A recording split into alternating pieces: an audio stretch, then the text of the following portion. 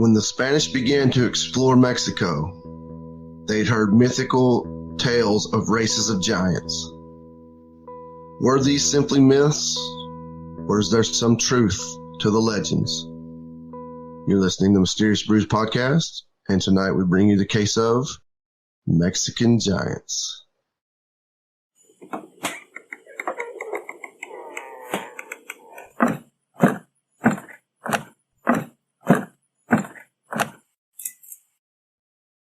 Welcome to a deep, dark, dank, moist basement somewhere in the bowels of Georgia. Well, lots been going on since we recorded last, man. You know, you got to go to the big state wrestling tournament, and I got to watch people lose their minds on social media about train derailments and the world's ending. Everything's a conspiracy, man. Yeah, man. But the good news is, right after we recorded, we had the weirdest thing, man. Our Billie Jean Phillips case again. Got a little traction. And it's starting to get scary is what it is, to be honest with you. We've had some people that knew her, some family members, reach out to us, and so we're looking to possibly do a part 3 and kind of put a different spin on that story and put a little bit of feel good into it.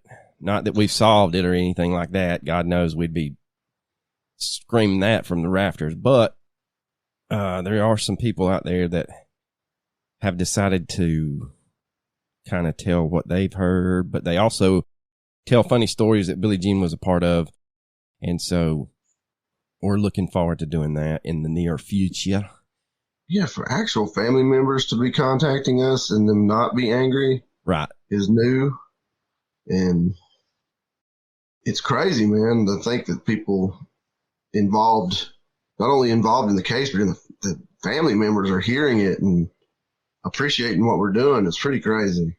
Yeah, and the one family member that reached out to us, she said, y'all got a couple of things wrong. And I was like, please correct us, let us know. Cause they're, and I told her, and it's kind of like when we went over it the second time, it's just, there's nothing out there except those two. I think there was 2 or 3 news articles written about it, and that's it. So that's the only information we had. And then our great friend Kim Phillip, who passed away earlier in 2022, she's the one that kind of turned us on to those Northwest Arkansas cases and North Arkansas cases. So she basically gave us the articles and where to find them. So hopefully we get some things right and kind of shine some light on that case that is different from most murder mysteries that we cover. We do have a new patron, a Mr. Jimmy Cruz. He's a long haul trucker. He sent us the funniest email right after we got through recording. I know. That was hilarious. And you didn't even get the reference. I did not catch the reference until you sent me the screenshot. And then I was like, oh yeah, I remember that. So he did. Good thing is Jimmy commented on what happened to Andrew Dawson. He said that he had seen a video from Hecklefish Moriarty that debunked the whole thing. And which, I mean, if you can't believe a man named Hecklefish Moriarty, then who can you believe in this world? That's right. So I've not found the Hecklefish Moriarty video, but I have not really looked too hard. That's probably what I'll do today. Well, I will say this, though. Whenever you posted the pictures of the mountains side by side with the thing on top of it, they were not the same place. They just weren't. No, I know that's a huge snowdrift on that first one that's got the figure on it, but man, it's just hard for me to believe those are the same peaks. So, anyway. Maybe we got duped again. Maybe we did get duped. And that's the thing. What's funny is on Spotify, if you listen to us on Spotify, there's the option for, we put up a poll that said, I think it had 3 choices. it was all a fake and he's still alive, or he filmed something real and he backed out, faked his own death or something like that. And then the other one was he filmed something real and then they took care of him. So, and it was split 50-50. Now there's only 4 people that responded, but out of 4 people, 2 think that it's all fake and 2 think that he filmed something real and was offed. O-F-T, oft. Offed. Then we did get either a comment on Facebook. Yeah, maybe our group page. I don't know. Somebody put the link to the actual obituary in there. Oh, really? I didn't see that. Yeah, I don't know if it's on where I posted that we were dropping that episode, so that would have been Tuesday morning. So I don't know if it's just a post on our page or if it's on the group page. I can't remember. But anyway, it's there. So let's get into this week's topic.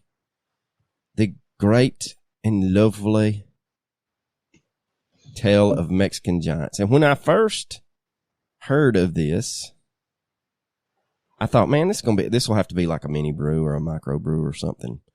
But the more I got to looking into it, now while all of the information is very old, there is a lot of stuff out there about this. So again, this is legend, lore, history all wrapped together, and we'll let you believe what you want to believe. It just proves that we're not creative. You know, it's like we did an episode about giants, and then it's like, hey, what do you want to do next? Well, the hell, let's just do another episode about giants. Well, in all seriousness, we were going to cut Andrew Dawson a little short and then put this one into that episode, and then it was Valentine's Day, and cooler heads prevailed, not ours. Yeah, and I was also sick, man. I've been sick like a dog for about a week and a half now, and it's just getting to me.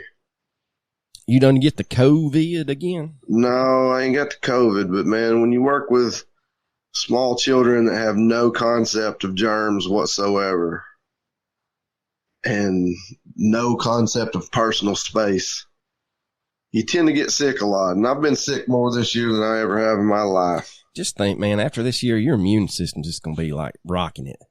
Exactly. That's what I'm hoping. I hope I'll be like... Body just shake off. Yeah, your body just shake off like mustard gas poisoning or something. The unstoppable. Nothing like the smell of napalm in the morning. So when you look at the history of Mexico, you are told that the Aztecs were Mexico's dominant and ruling society when Cortes and the Spanish conquistadors arrived in the early 1500s. The history books and websites also impress upon you that the Aztecs were the original indigenous people of central Mexico. The Aztecs, also known as the Mexica, had only actually been in Mexico or Central America for around 300 years when the Spanish arrived. Not only, and to keep that in perspective, our society, our American society, has roughly been here less than 300 years. So, but it was not until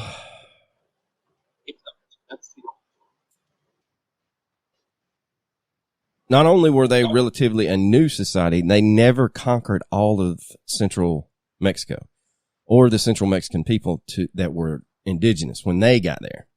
Now, Cortes and the Spanish would remain, or actually rename, modern-day Mexico New Spain upon their arrival. So you'll have to keep that in mind when we start, when I start quoting from these very old history books talking about New Spain. It was not until 300 years later, approximately the early 1200s, did the Aztecs, which is described as the 7th tribe, arrive in Mexico. And it was rumored that the Aztecs were a nomadic tribe that originated in what is now present-day Utah, making their way to central Mexico. And according to a leading authority on pre-Columbian history, language, and customs, one Friar Diego Duran states that around 900 AD, 6 tribes of people came to Mexico from a place near what is now present-day Florida, which they referred to as Aztlan. And Aztlan was described to the far north and west, and the other area in which they originated from was Chico Mazatec. I'm sure I'm killing it. Sounds great to me, man. I knew honestly. It would. Now, the Chico Mazatec described in the history books, it was a place within present-day central Mexico where there existed 7 caves of which 7 different tribes sprang from. According to the history of these 7 tribes, which does include the Aztecs, Mexico was already inhabited by 2 clearly different groups of people. You had the Western Mountains, which the Spanish named the Sierra Madre Occidental, where a people called the Chichimecas, or the Chichimecs came from. Yeah, it's hard to, man, this is going to be a difficult one. In the east, in what is now present-day Puebla or Cholula, were the Quiname, which meant, quote, men of great stature. Both the Chichimecas and the Quiname were said to have been at least 7 to 8 feet tall. Now, some fringe theorists suggest that these tribes were actually the survivors from Atlantis. So, and I say fringe in heavy quotation marks. So the Chichimeca would encounter many advanced civilizations during the time of their perpetual wandering. Unable to find a refuge, during this time, many previous civilizations would have already come and gone, and they would be fascinated with many of the massive constructions left behind by these many civilizations. A branch of the Chichimecas would ultimately settle on the shore of Lake Texcoco, an uninhabited place where no other indigenous group even bothered trying to settle. There in the middle of the lake, as prophesied, they witnessed an eagle with a snake in its beak perched upon a prickly pear cactus. This was where they were to create their massive empire of, oh good God, Tenochtitlan. What? Yeah, I knew you was going to do that. Tenochtitlan. Chichen Itza? Almost. I wished it was that easy. Now, what I have just said, it translate, if I could say it correctly, supposedly translates to among the stone prickly pear cactus fruit.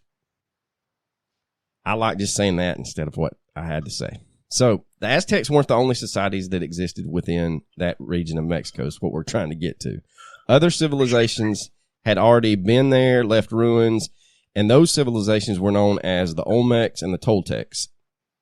And there was also the nearby Otomi tribe, who were considered by the Aztecs to be some of the original settlers of the region long before the Nahuatl-speaking tribes who later occupied the area would come into existence.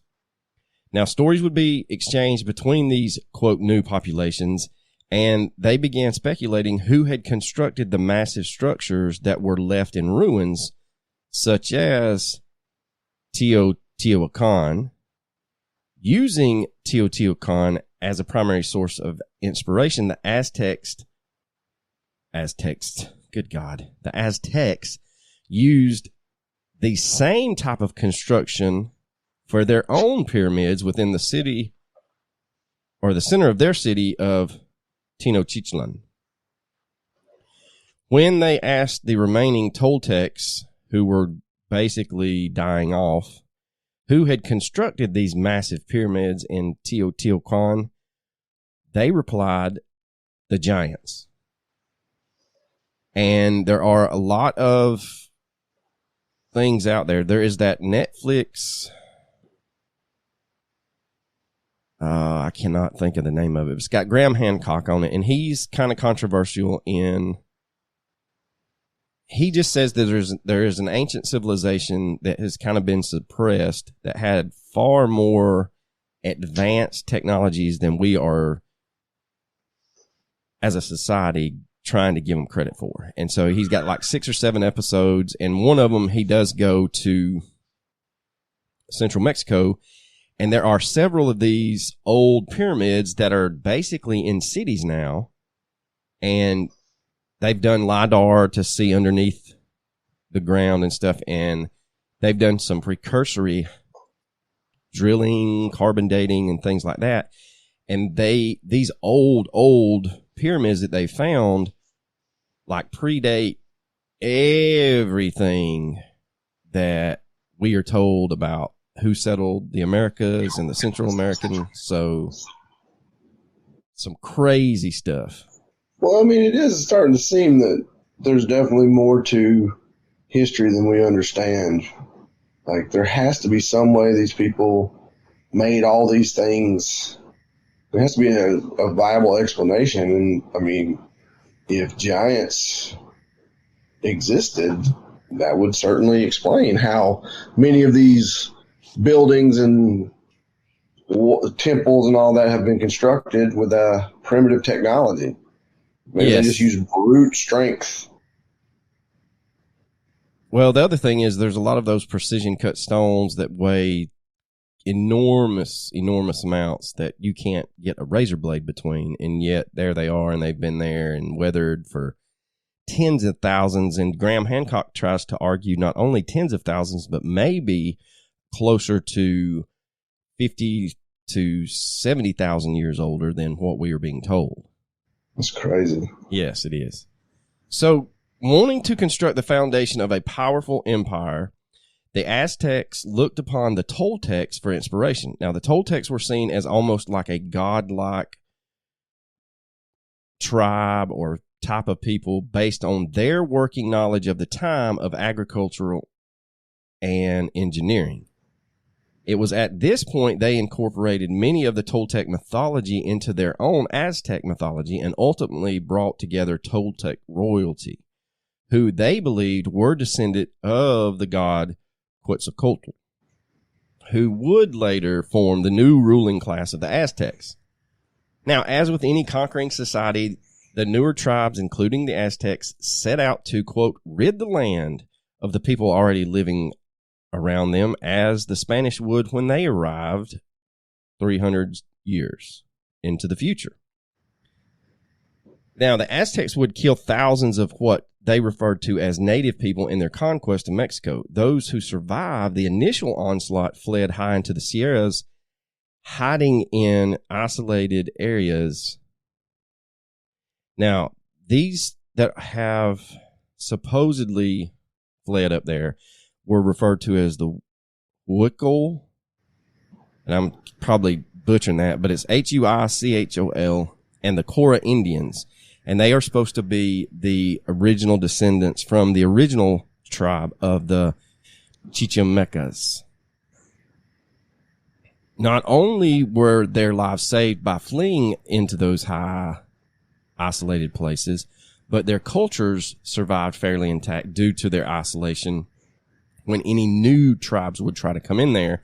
And when the Spanish ultimately arrived, they also sent troops up into the high mountains to try to eliminate them. But a lot of them were unsuccessful. The Quiname refused to give up their homeland and fought courageously to defend it, but they were greatly outnumbered, especially given that some of the other tribes allied with the Spanish to rid Mexico of them. Many were slaughtered through deceit. Others would throw themselves off of cliffs rather than to be conquered. They were harassed and pursued until almost all were destroyed. It is believed that some may have migrated to other parts of Mexico, possibly as far north as Arizona.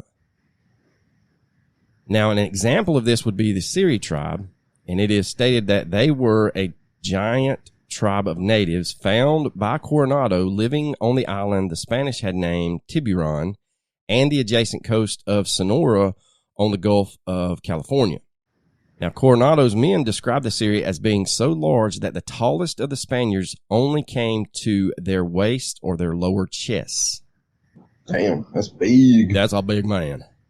It's kind of like that video out there, and it's, if you start researching giants, like supposedly in North Korea, you know, they have all those soldiers lined up, and then there's one there that's twice as big as everybody else. Yeah, and then the one from Japan is like supposedly a sumo wrestler. It's just ginormous. Yeah, we're talking some very, very large individuals.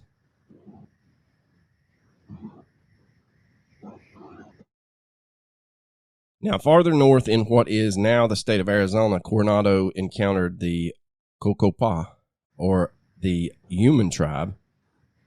All were reported to be over 8 feet tall and incredibly strong. A Coronado historian noted that 6 of the Spaniards tried to carry a large log to a fire and were unable to move it. Cocopa man lifted it easily onto his head and carried it to the fire for them.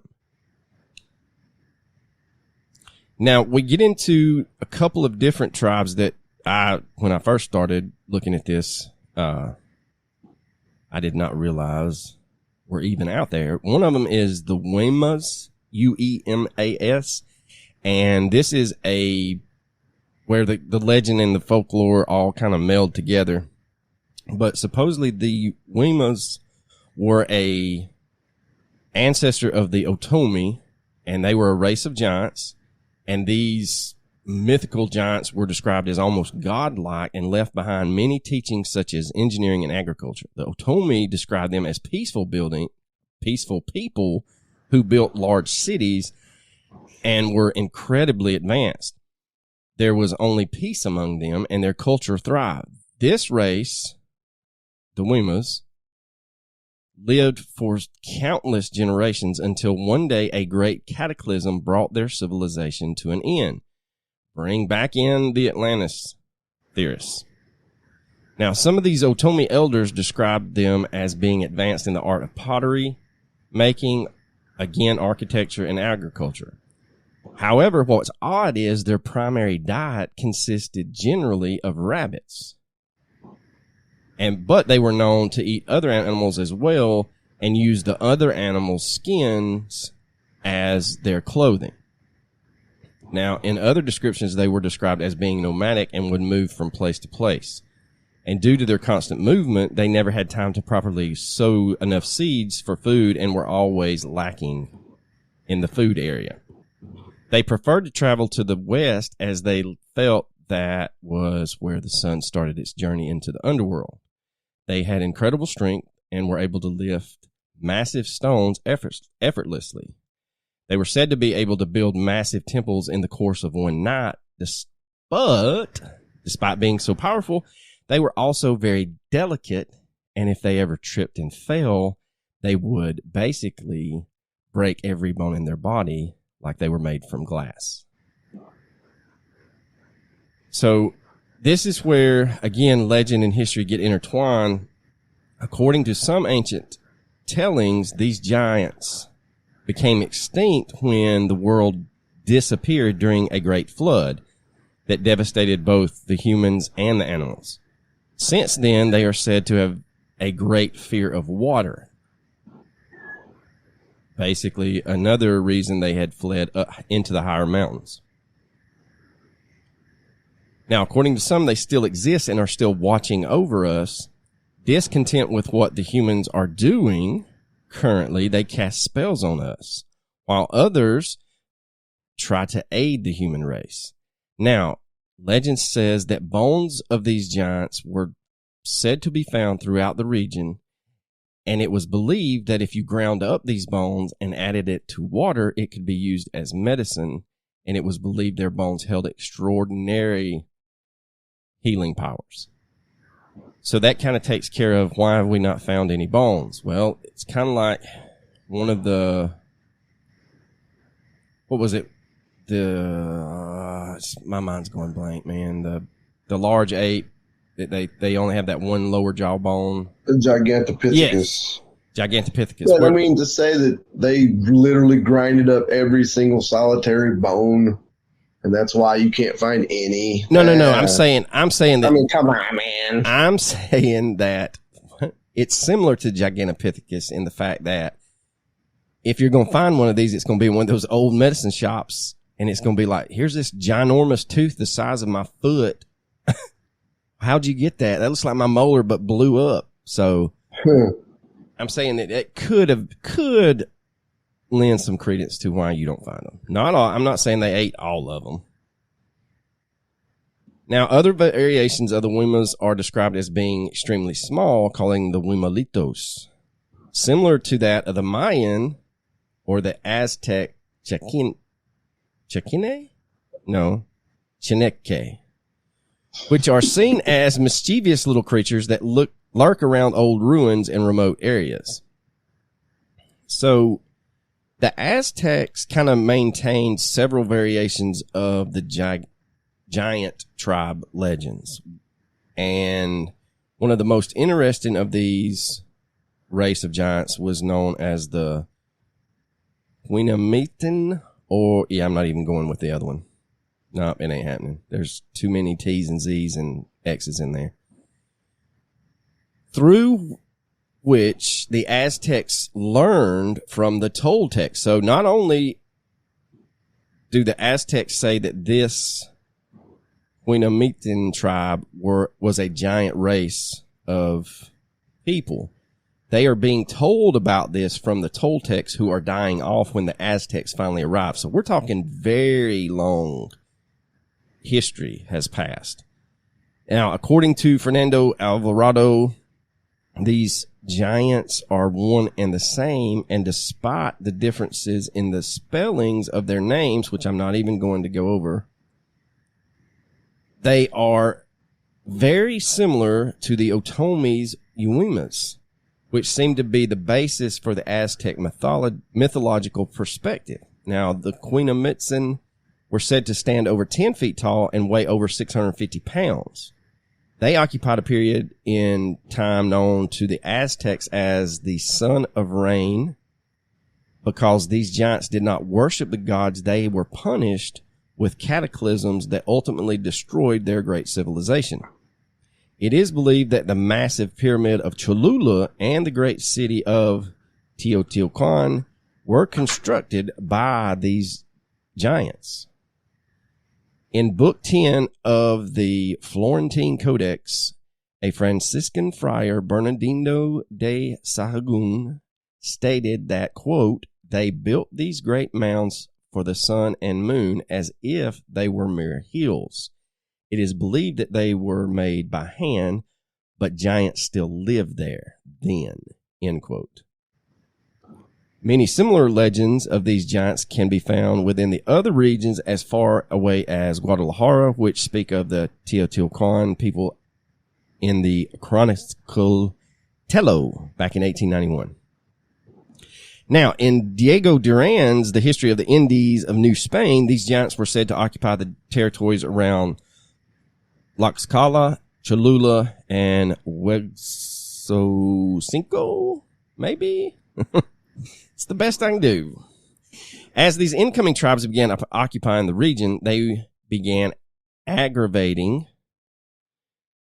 the natives. And when the natives got aggravated, they began to defend their land. And they would fight against the Cholutecas until basically they were all killed off or left the region. In their description, they were seen as barbaric and as savage as wild giant men that we kind of referred to in our episode as the giants of Kandahar. Mm-hmm. They were that big barbaric. Red-headed giants, huh? Yes, some were said to be redheaded, some were said to be blondes. Again, the blonde supposedly ties back to, I don't know why, that you would be blonde if you lived in Atlantis, but a lot of people say the blonde giants are a race of people that came from Atlantis. So, yeah, I mean, people seem to know an awful lot about what people from Atlantis are like, considering there is no proof I know whatsoever that place even existed, much less a description of their people. Hey guys, Arlo here, and if you are struggling with the old caffeine in the morning, I have got the fix for you. It is called Magic Mind, and it is just a little 2-ounce shot that you drink with your coffee or your energy drinks in the morning. It is chock full of greatness, and it will get you focused, and it really actually has the L-theanine, and that lowers your cortisol hormone, which helps absorb that caffeine that you're intaking. Now, Magic Mind has nootropics, adaptogens, matcha green tea, and 12 magical ingredients. That matcha boosts your energy. The adaptogens help with relaxation, and the nootropics keep you focused. A bonus is that it has vitamins C and D along with the echinacea to help your immunity. So head over to magicmind.co/brews and enter the promo code BREWS20. That is brews20, BREWS20, and that will give you a 20% off coupon for either a one-time purchase or subscription to a monthly dose of Magic Mind. I know, I love when people start going, well, they were probably very fair-skinned and light hair color, and I'm like, no, probably not. That's probably not what they look It like. looked like they were in like a L'Oreal commercial. Their hair was perfect. And they had like 8-pack abs, because they were... All they did was calisthenics all day. Like, just imagine like the perfect person. That's like what an Atlantean was like. So, in the book, The Historia de Mexico, Mariano Fernandez Echeverria y Vesha states, quote, at the time of the flood, these giants lived on the earth. Many of us lived submerged in the waters, but only 7 brothers were saved in the caves of Tlacan Mountain.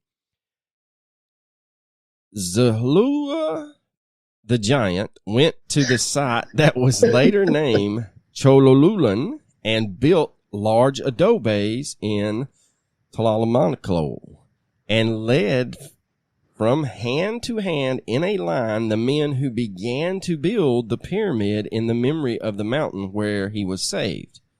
Irritated by this, Tanaquetzalcoatl, the father of all gods, threatened their construction upon reaching the clouds and hurled down celestial fire and stone in the shape of toads, which killed many of the builders. So let me finish before we go back and dissect that one thing. He goes on to state, dispersing the others and did not destroy the construction. The artificial mountain still survives, attesting to the power of Exulua. So not only did they piss off the gods and the god got mad, he hurled fire and brimstone, but that wasn't really fire and brimstone. It was fire and brimstone shaped toads. So burning hard rock frogs, or toads, I know there's a difference. Toads are flinging from the sky and killing people. I would say you probably pissed someone off if that happens. Yeah, it's pretty clear indication you've angered something. Yes, I do not want it to rain fiery stone toads at any time. You know what my favorite part of all these pronunciations you're doing? My absolute favorite part is the fact that you've done this to yourself. Like, this was your choice. I know.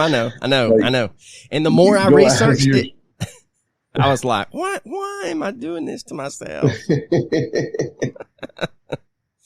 Oh, it was awful. Now, in Ana Maria Ashwell's Cholula, the author draws upon...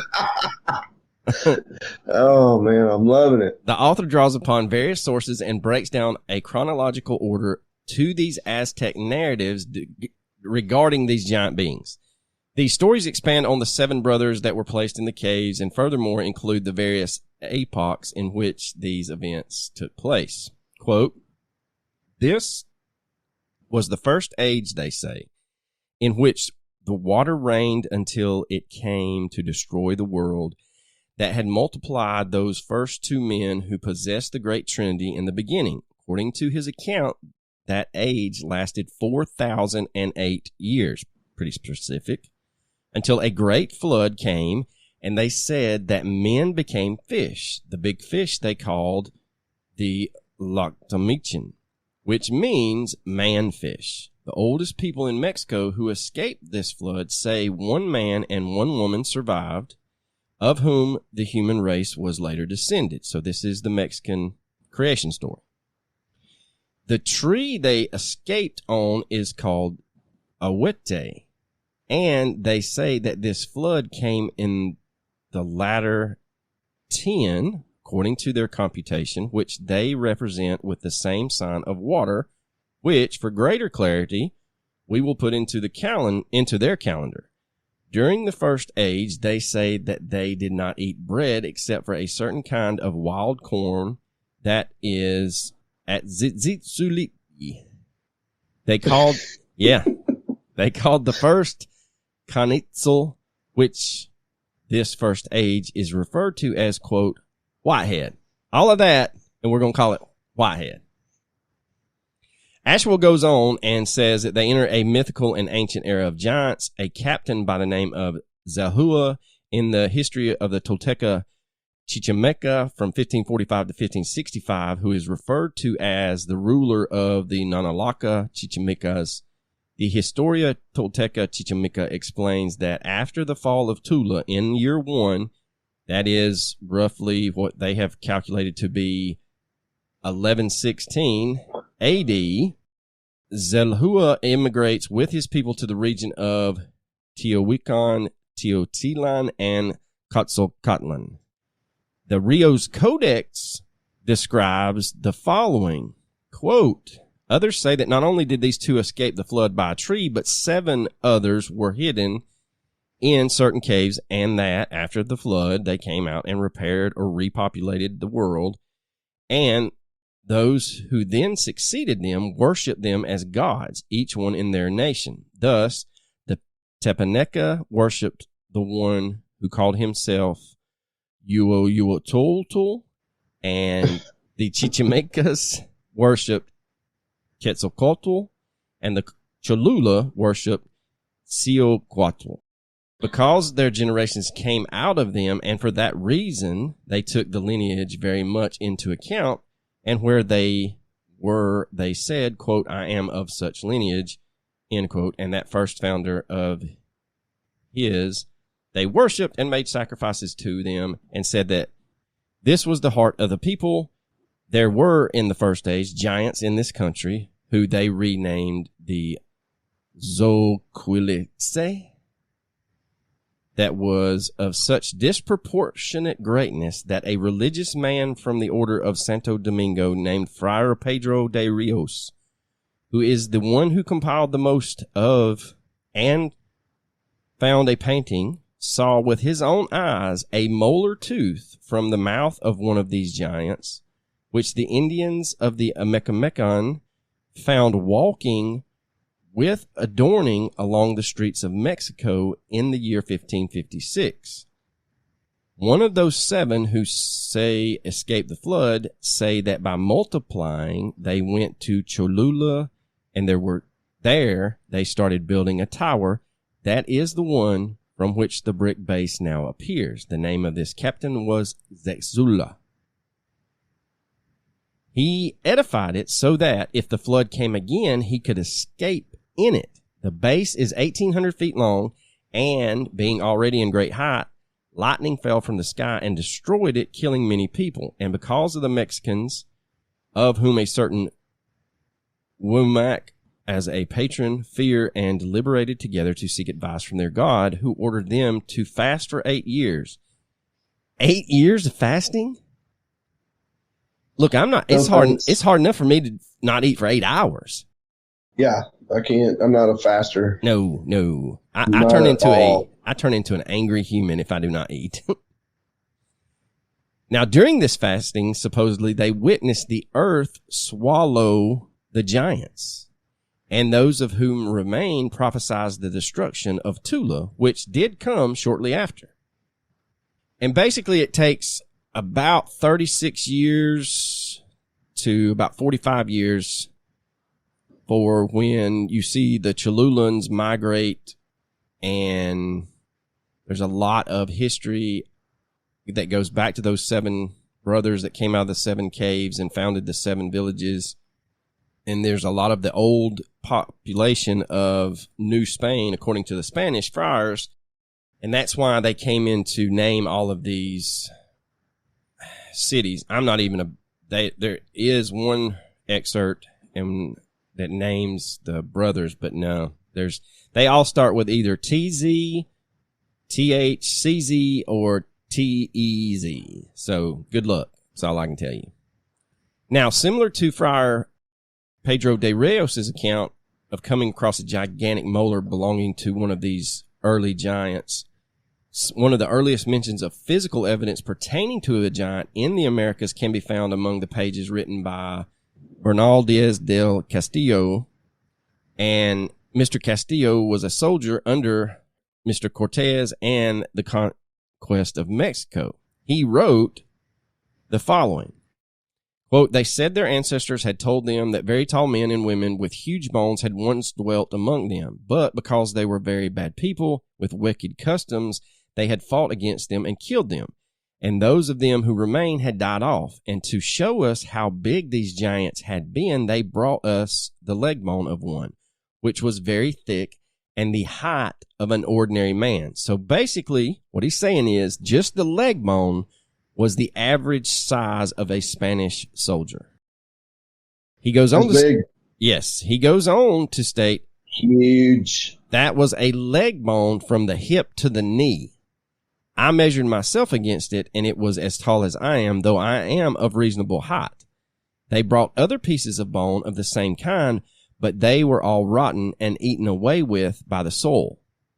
We were all astonished by the sight of these bones and felt certain there must have been giants in this land. And Cortes said that we ought to send the leg bone to Castile so that his majesty might see it, which we did by the first agents who were with us. So we know, according to certain history books, that there was a very large box, and it is said that Cortes sent back this bone to King Charles I on a ship from Veracruz along with a lot of other treasures. After the conquest, Cortes began amassing a vast collection of these giant bones within his own estate. Other descriptions by Spaniards in Mexico, such as Jose de Acosta, Antonio Herrera Tordesillas, and Joseph Torrubia, mention seeing many of these remains, including several giant teeth shown to them by the indigenous Tlaxcalan. Other tribes of these giants reportedly survived as well. Now, Bernardino de Sahuguan, who arrived in Mexico in 1523, stated, and was considered to be the foremost expert of his time, wrote that the giants of Quinamitan, and even asserted that they built both Teotihuacan and the Cholulan pyramids. Bernard Diaz del Castillo, also that we just talked about, stated that not only did he have that leg bone that was the size of a man, but it was as big around as a man's waist. Now, a report from De Acosta told of finding a buried giant on his farm in Mexico in 1586. He said not only were the bones enormous, but a tooth was found that was the size of a man's fist. Now, there was another story about giants, and it's called the Aguas Calientes, and that is the way it's described is it was directly north of Mexico City, within the state of Aguas Calientes. As previously as we've talked about the Otomi and the Aztec mythologies, these people were living on the outskirts of the valley of Huejucar, which is basically translated to the place of the willows, near the town of Calvillo. There is a story about a geographical formation consisting of vast hills which resembles that of a sleeping giant. In this account, similar to those that we've discussed before, these giants were seen to be very advanced in both architecture and agriculture. They were seen as very peaceful, and they lived out their lives basically for centuries. And that was their the closest thing they had to paradise. But in the previous stories that we've gone over, just like in those, the Aguas Calientes story states that the great flood came and it wiped out those remaining survivor or that race of giants. There were some that survived. There was the couple that survived was Verle and Kirle. Verle was a prince of the northern territories, which meant warm springs, and Kirle was a princess of a southern city, which named or translated to crystal waters. They were chosen to talk to God, and before God responded to them, quote, "Even though I've come, I want to hear it from your lips. Our cities have been destroyed, and we are the now very few survivors. You will have to travel to the other lands, since what happened can happen again." But the giants replied, quote, "But we love our land. We want to continue living here." To which God said, "If you stay, you will perish." And that is now that's the other side that goes on to this. Now, this one says that not only were there those two, which is basically like Adam and Eve, but there was 4 men, and I'm not making this up. One of them is Galfo, not Gandalf, Galfo, meaning good earth. One was Talt, meaning clear water, Kilse, which was meaning clear sky, and Malake, which meant good people. And they did kneel down and, I guess, do what they were told to do, and that's how some of these giants survived. And it goes on to tell a story of basically these giants did not die out, but they watch over us, and they are very spiritual, and they love the land, and they try to protect the land. So as long as these giants remain in the caves and you don't go poke the bear, they're not going to come out and basically destroy you. Now, again, all of these tribes go back to the Chichimecas and the Chalacas as the, I guess, original tribe of Mexico, and that's the, I don't know, I guess the original tribe of giants. One story states that there were 3 majestic and extremely tall priests, each belonging to each of the indigenous tribes, who found themselves in the location of La Cantera. As the sun was setting, one of the priests wanted to bathe in the hot springs and jumped in and disappeared. The indigenous exclaimed that this watering hole was created by another tribe who occupied the area previously. They said that 3 years prior, they have created a hole, put half a basket of salt, poured water from their gourds, and finally covered it, which later formed a large spring. They searched frantically for the missing priest and believed he might have been taken hostage by the Chalaca tribe. As a result, the next day they went to war with the Chalacas, and a bloody battle ensued, during which, at the climax of the battle, the missing priest appeared and seemed to have been shot by an arrow. Blood flowed outwards, which stained the earth red and still remains to be this day. There he fell dead, and the Chichimeca buried him, which later formed the surrounding Hills of the Dead. Now, we tell you all that back history to basically hit you with, I guess, more modern, if you want to say more modern. There are still rumors of secret caves and tunnels existing through the hills, which stretch throughout the entire region. Several legends claim that these tunnels are filled with treasures hidden away by the indigenous Chichimecas. These vast tunnel systems are known but have never been explored due to lack of proper equipment, and many of these entrances have been covered up. They are extremely dangerous, and many people have gone in to never return. Likewise, there are rumors to be toxic spores that grow inside these tunnels, and upon inhalation will cause the person to lose consciousness. And lastly, there are claims of ghosts and perhaps remnants of an extinct race that still occupy the hollowed earth underneath the giant priest. Now, it is interesting that a lot of these giant legends from around the world share common themes. The idea of the caves and the idea of, them being hidden away. That's got to be. Yeah, that's the one thing that I wanted to try to get. There's something to that. Right. You gotta. If you keep. How can there not be? It's kind of like a good detective trying to figure out if the story on the street is true. If you can interview people that don't know each other that tell you the same story, then that story is probably true. So, and what I tried to do, and I know I butchered those names, but from those regions in Mexico, back then they would not have communicated as well. From what we've been told, they wouldn't have communicated very well. So they have the same origin story. And kind of like you said, the more you hear this story about how they have survived and they've gone into these caves does lead credence to some bit of truth being out there. It's the same thing with the giants in North America or the giants in the Middle East, or, this is a recurring theme that they are cave-dwelling creatures. So that can't be a coincidence, is what I'm saying. There's got to me, that leads credence to the idea that they're real. Well, and it also, at some point, all of these, I don't guess society is a great word for it, but all of these different areas of the world have their own creation story and their own flood story. But like you said, that it kind of goes along those same lines, that they also have this story of these giant tribes of men and women. And so, like you said, it cannot be a coincidence.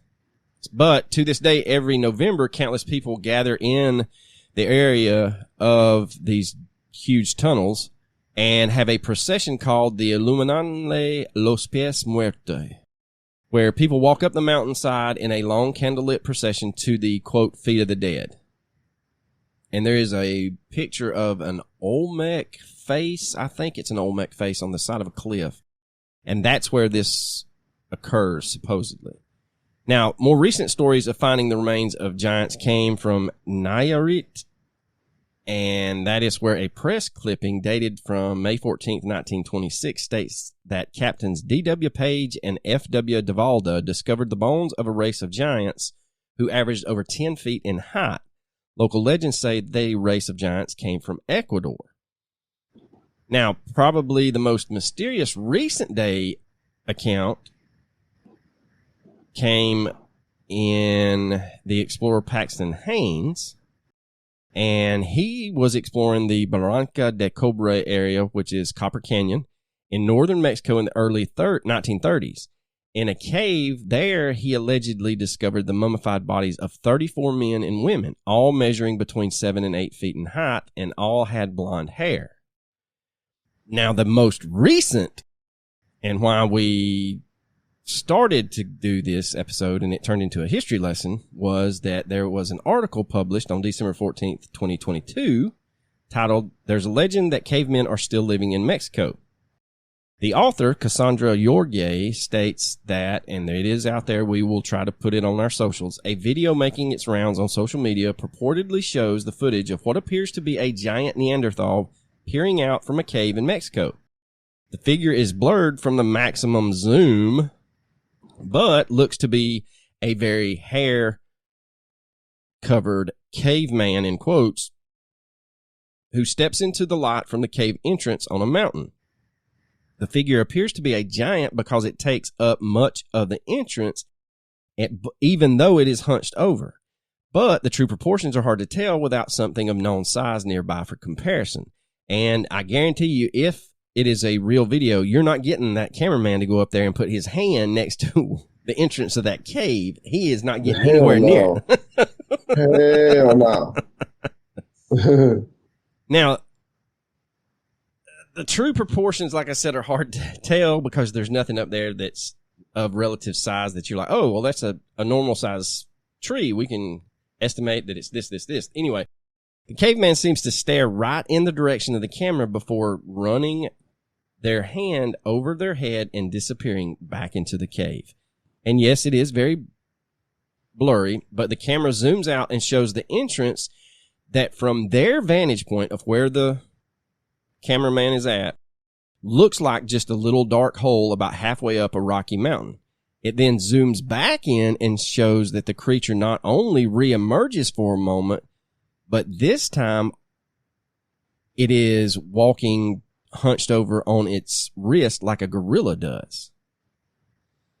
So, did this cameraman capture a line of Neanderthals or giants that we've discussed, or has he seen what we describe in the Americas as Bigfoot?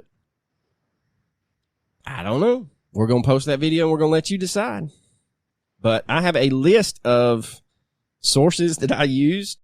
I will put them up there. They are mostly in Spanish, so good luck. But you're more than welcome to look that up and dive a little bit deeper into that. The one I wish there was a better English translation is this good.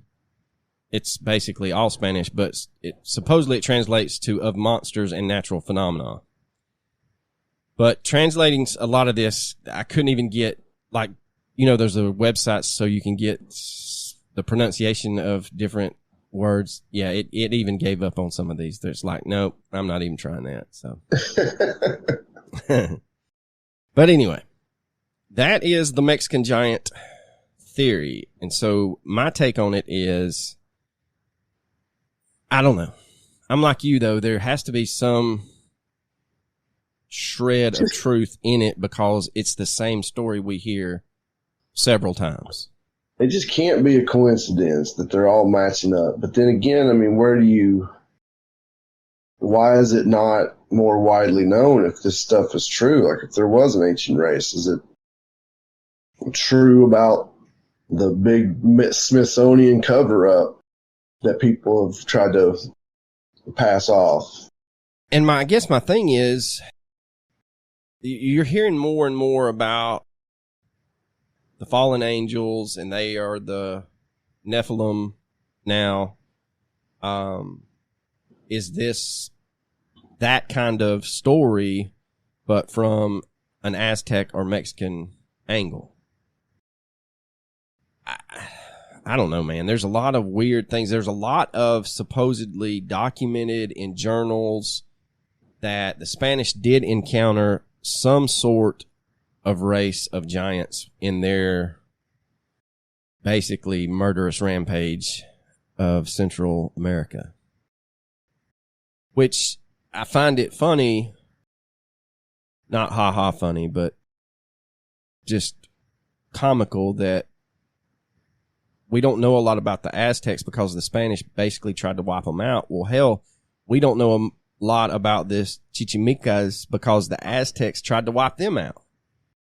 So, is it just human nature that something we don't know, we can't understand, we're just going to try to murder all of them and be like, you're less than us, so you should be done away with? And I know that it doesn't lend itself to just the Spanish and the Aztecs and the Chichimecas. I mean, this shit's still going on in the African. Yeah, it's basically human history, man. Yeah, all of human history. You've got constantly warring, trying to rid each other of the Holy Land, and then you've got the continent of Africa now. There's still warring tribes over there, and I don't know, man. I want to believe, but until, you get a better video of something, I don't know. I really don't know, man. Well, the problem is, it's getting so much easier to hoax stuff. Yes. So you have to really dissect everything you see. But I always want to be like, well, who's going to take the time to hoax things like that? But I mean, truth be told, it's been done many, many times. There's been plenty of hoaxes done over the years. The surgeon's photo of Loch Ness, it took, 50, 60 years for him to confess? It did. Truth be told, though, even as a child, the first time I saw that picture, I was like, that's bullshit. I swear. Like, that is bullshit. That boy had a nose for bullshit back when he was in diapers. I was like, that was tiny. That's tiny. That's not a big, giant sea creature. I was like, you can tell that it's tiny. But they didn't want to believe me. No, they sure didn't. They but should you're not have. going to convince me Patterson-Gimlin film is fake. That is real. That is genuinely Sasquatch. I don't care. Yeah, I know. I've heard other podcasts talk about how, man, it's so obvious that's an ape suit. And I'm like, no, have you not watched the slowed down version? There's no way that's that guy in that suit. They have dissected that film more than the Zapruder film. True. If they could prove that it was a hoax, they would have come out with it by now. Yeah, and as Bob Gimlin's still alive, thank God, and I mean, his story's not changed one bit. Nope.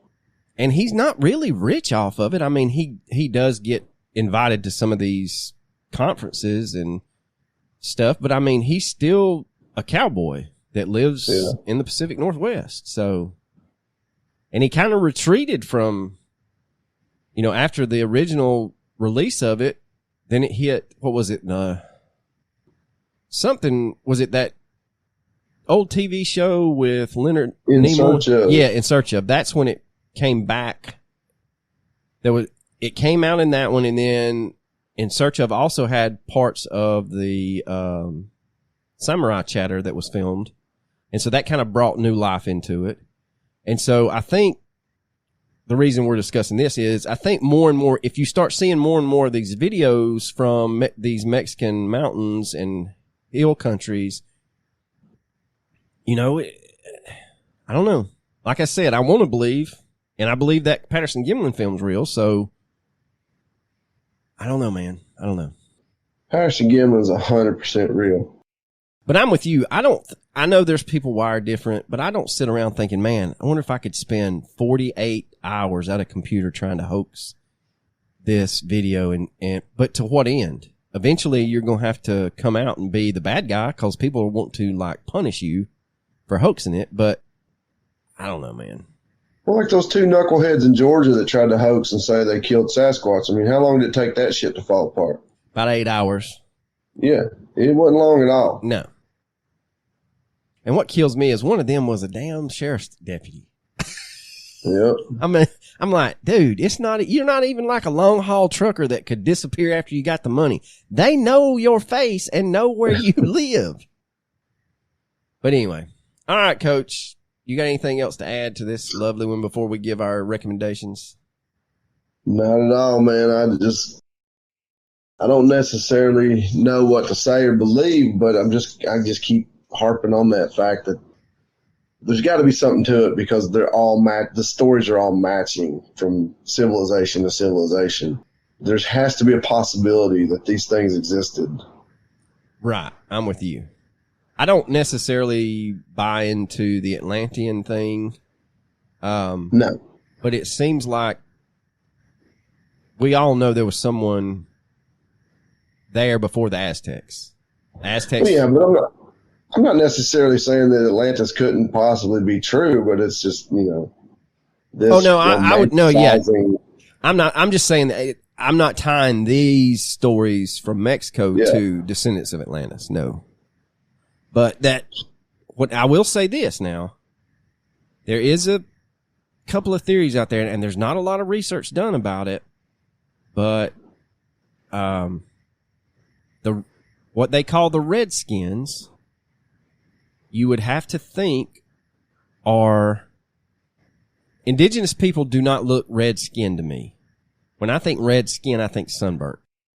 So is this when people say, well, it was the Redskins in Florida that the Seminoles say were already there before they got there? It kind of expounds on, well, were they really fair-skinned people that had covered themselves in that red dirt as like a sunscreen, or were they sunburnt and therefore that's the Redskin name. And that's a whole nother rabbit hole to jump down. There's a lot of fringe stuff about what the Seminoles found when they were originally in Florida. The Aztlan comes back into play. So, I mean, if you're interested in this stuff, there's a ton of rabbit holes you can chase off of it. And like I said, now that we have our website up, the gracious Chris Shepard has got us mysteriousbrews.com. We will start putting some of our notes on there, our sources on there, so you can actually see things and do your own research. But recommendation-wise, my wife has got me hooked on this show on, I think it's Hulu, maybe Netflix, called Three Pines. And it's pretty good. Pretty good. If you, what is it now? It's like a murder mystery series. It's based off a book called Three Pines. And the book, hold please, because I did not read the book. She did, and I just happened to watch a couple of the episodes with her. Three Pines into the old Google machine gets us. Yes, it's starring Alfred Molina, and I'm sorry, it is on Prime Video. So Amazon Prime Video has Alfred Molina, and it has 2 seasons. I like Alfred Molina though. It's very well written. Pretty good. So if you're looking for something new and you like little murder mysteries and stuff, this one I think centers around a Canadian town. So check it out. If you don't, then don't. But that's my recommendation, Ace. I guess you're waiting on me, huh? Well, that and I was adjusting the mic cord, but go ahead. I just started watching Full Swing on Netflix. You watched it? It's about golf. No, I have not. Pretty damn interesting, to be honest with you. If you're into golf, you need to check it out. It's basically behind the scenes of all the shenanigans they get into and the pressures they're under and how they face it and this, that, and the other. It's pretty damn interesting. And it's called what now? Full Swing. Full Swing. And you said it's on what? Netflix? Netflix. Okay. I'll have to write that down. I might not remember that.